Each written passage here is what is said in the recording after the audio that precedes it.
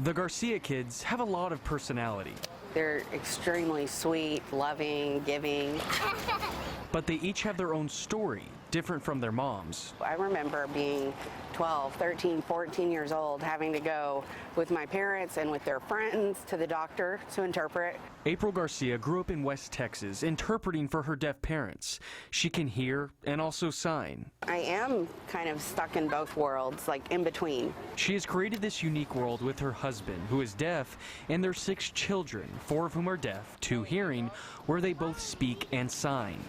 Well, I think one aspect is that it's really important for deaf people around the world to see how we function and to know that deaf people can do anything.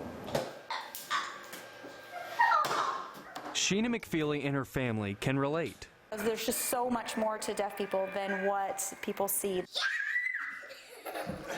She and her husband are both deaf. They primarily use American Sign Language, or ASL. Their older daughter is also deaf, and the younger daughter can hear.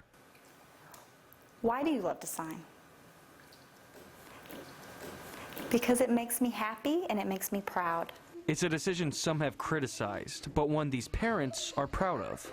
And we're hoping that this does or starts a lot of good, healthy conversation about what is best to do with deaf children.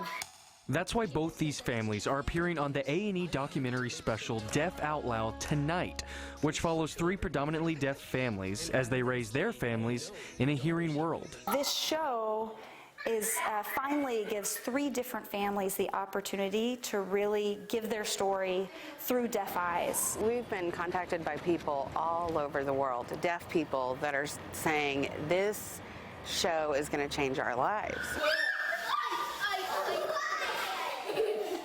For these kids, though, they wouldn't want their lives to change in any way. Well, my family is definitely special. It means a lot to me. Learning from my family members is what's so important for me.